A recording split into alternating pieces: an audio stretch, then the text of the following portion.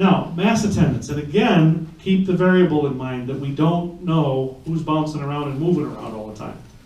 So it is more than this. In 1974, about 50%, 47% of Catholics attended Sunday Mass. By 2012, it's 24%.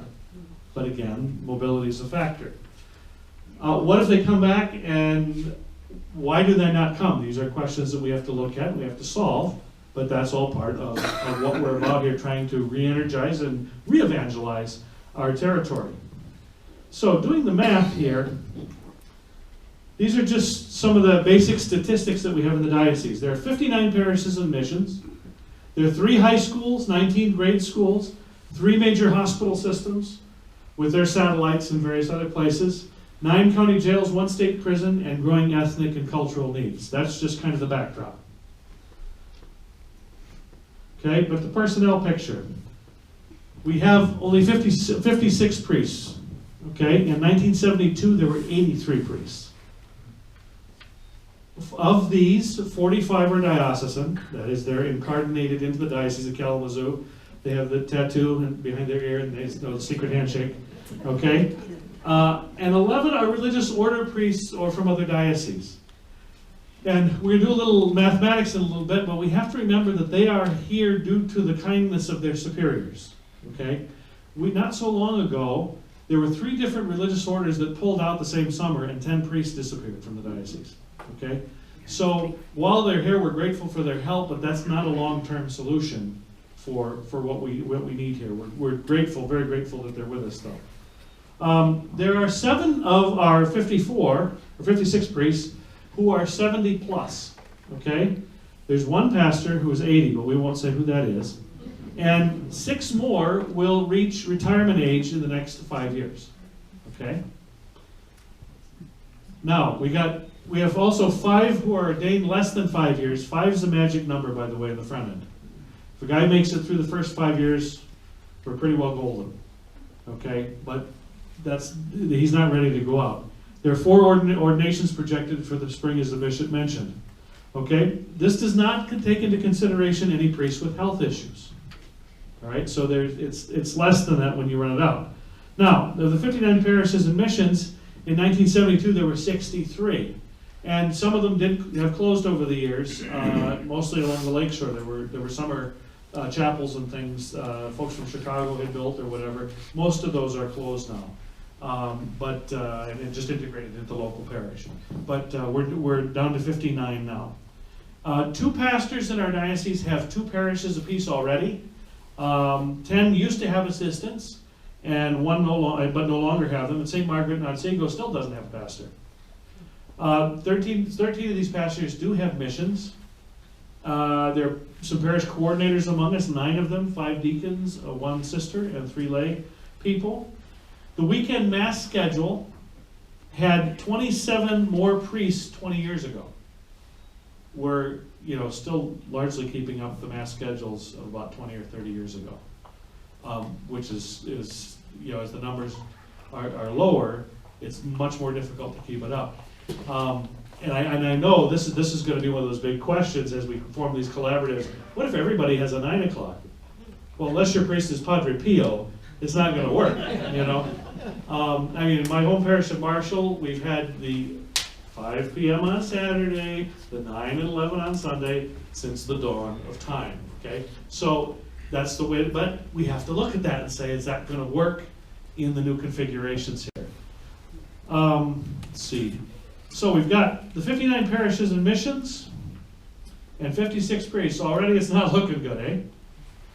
All right, now let's do a little math here. It's hard to see actually. I don't know why this transfer is so small. I'll read it to you though. All right, so we take the 56 priests, and we have 7 who could retire. Thank God they're still helping us out. But as you know, one day you might feel okay. The next day, wow, I don't know if I can do this anymore. And I have relatives who are all up in years and things, and they're doing all right. But I know how that works. So if that were to happen, if we were to lose those 7 and not able to be in active ministry, we'd be down to 49. Okay? And then we've got 6 who could retire soon. That drops us to 43. But we have 6 ordinations coming up in the next 2 years, so that brings us back up to 49. We have 10 religious. If they get pulled, we're down to 39. And we've got 11 newly ordained who aren't ready to go out as pastors yet. Okay? So we're down to 28. And that doesn't include the sick or those who have medical issues. Okay? So we're at less than that. So the bottom line here is that we have only 28 priests under 65 and ordained more than 5 years. Okay? Yeah. That way we kind of went, whoa, we thought we had more than that too, but some of them must have run away, I don't know. Okay, so approaching this challenge, this isn't working, right? All right. The focal points is supposed to be under approaching the challenge. I have no idea why it's up there. But the priests at the convocation were very keen. We tried to identify some major focal points just to be sure that these stayed before us. The first one is, what's best for you? That was one of the most edifying things of the convocation this year, was the priests, by and large, were going, what's best for the people of God? How can we best serve them? And, we've got some priests who've been in the trenches for a long time saying that. That was very, very, very edifying and very beautiful to hear. Second thing is, what's a reasonable, workable schedule? What makes it so that the priest can fulfill that in good form?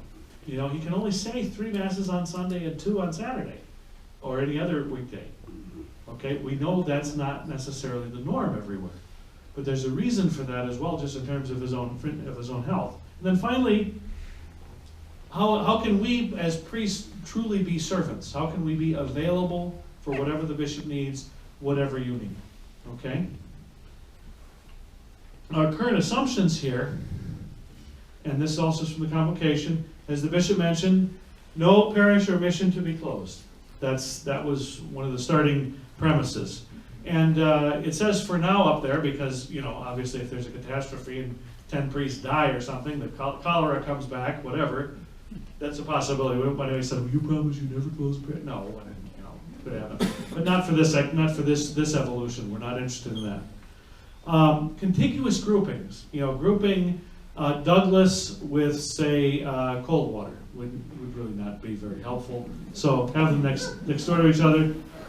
As much as possible, especially in the single priest places, that he can handle it on a weekend by himself. Even if he has an assistant. If one of them gets sick, it can be handled. They can get everywhere with some ease. Everybody's going to have to sacrifice on this. You may have to drive a little further to get to Mass. But the priest is driving a little further to get you to Mass, depending on how far away the parishes are within his collaborative.